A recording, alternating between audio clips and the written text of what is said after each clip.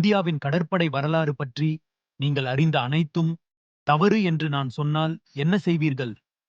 வழக்கமான வரலாற்றை மறந்துவிடுங்கள். பல நூற்றாண்டுக்கு முன் உலகையே ஆண்ட மாபெரும் சாம்ராஜ்யங்களை விட வலிமையான ஒரு கடற்படையை இந்தியாதான் வழிநடத்தியது என்ற உண்மையை இப்போதுதான் வெளிப்படுத்துகிறோம். இது வெறும் பழைய வரலாறு மட்டுமல்ல, உலக வரலாற்றில் இந்தியாவின் தகுதியை மறுவரையறை செய்யும் மறக்கப்பட்ட உண்மையை வெளிச்சத்திற்கு கொண்டு வரும் தருணம் இது. நாம் தேடும் இந்த கடற்படையின் வரலாறு ஐரோப்பிய துப்பாக்கி காலத்திற்கு சொந்தமானது அல்ல. இது 4500 ஆண்டுகளுக்கு முந்தைய சிந்து சமவெளியின் தொன்மையான காலத்தில் வேரூன்றியுள்ளது. கிறிஸ்து பிறப்பதற்கு நீண்ட காலத்திற்கு முன்பே இப்போதைய குஜராத்தில் இந்திய பொறியாளர்கள் லோத்தல் என்று அழைக்கப்பட்ட நகரத்தில் உலகின் மிக பழமையான அலை அணை கட்டப்பட்ட துறைமுகத்தை கட்டினார்கள். இது ஒரு சாதாரண துறைமுகம் அல்ல. இது நீரியல் பொறியியலின் ஒரு தலைசிறந்த படைப்பு. அதாவது கடலோர பயணம் மட்டுமல்ல, கடல் கடந்த வர்த்தகம் நடந்ததற்கான தெளிவான அறிகுறி இது. ஆனால் கண்டுபிடிப்பு துறைமுகத்துடன் மட்டும் நின்றுவிடவில்லை. அது கப்பல்களிலேயே இருந்தது.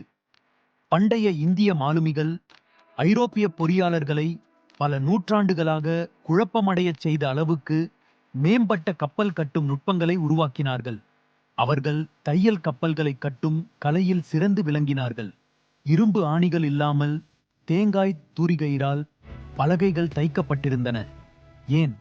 ஏனெனில் இந்த நெகிழ்வான படகுகள் நீள்தன்மை கொண்டவை, அரிப்பு ஏற்பட வாய்ப்பில்லாதவை, மேலும் பருவமழைக்குட்பட்ட இந்திய பெருங்கடலில் பயணம் செய்ய கச்சிதமாக வடிவமைக்கப்பட்டிருந்தன. இது வெறும் வர்த்தகம் மட்டுமல்ல, இது அரச அதிகாரத்தின் வெளிப்பாடு. பொது யுகத்திற்கு பல நூற்றாண்டுகளுக்கு முன்பு மௌரிய பேரரசின் போது அரசாங்கம் ஒரு அர்ப்பணிப்புள்ள ஒழுங்கமைக்கப்பட்ட கடற்படைத் துறையை பராமரித்தது. பண்டைய அரசியல் கையேடான அர்த்த சாஸ்திரத்தில் கப்பல்களின் கண்காணிப்பாளர் பற்றிய விரிவான தகவல்கள் உள்ளன. இது மௌரிய அரசாங்கம் வர்த்தகம் மற்றும் துறைமுக நிர்வாகத்திற்காகவே ஒரு பெரிய அமைப்பை உருவாக்கியிருந்ததை காட்டுகிறது. ஆனால் இந்த கடற்படை வலிமையின் உச்சம் 11ஆம் நூற்றாண்டில் சோழ வம்சத்தின் கீழ் வந்தது. ஐரோப்பிய சக்திகள் வருவதற்கு நீண்ட காலத்திற்கு முன்பே இந்தியா ஒரு காலத்தில் இந்திய பெருங்கடல் முழுவதும் பரவியிருந்த கடற்படை சாம்ராஜ்யத்தை ஆட்சி செய்தது தெரியுமா? சோழ தளபதிகள் கடற்கரையை மட்டும் ஆளவில்லை. கிபி 1025இல் முதலாம் ராஜேந்திர சோழன் ஆயிரக்கணக்கான மைல் திறந்த நீரில் சக்தி வாய்ந்த ஸ்ரீவிஜய கடல் சாம்ராஜ்யத்தை வெல்ல ஒரு மாபெரும் படையெடுப்பை தொடங்கினார். இது உலகளாவிய அதிகாரத்தை காட்டும் ஒரு செயல். இது வர்த்தக பாதைகளை பாதுகாத்து பல நூற்றாண்டுகளுக்கு பிறகு நடந்த எந்த ஐரோப்பிய சாகசங்களுக்கும் போட்டியாக இருந்தது. அப்படியானால் இந்த முரண்பாடு ஏன்?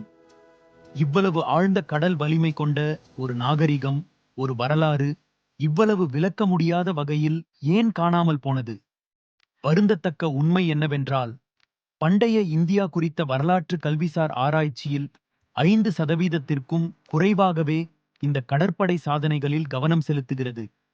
நிலத்தில் நடந்த போர்களை பற்றி எல்லோரும் எழுதினார்கள். ஆனால் கடலின் பெரிய கதைகள் யாருக்கும் தெரியாமல் போய்விட்டன.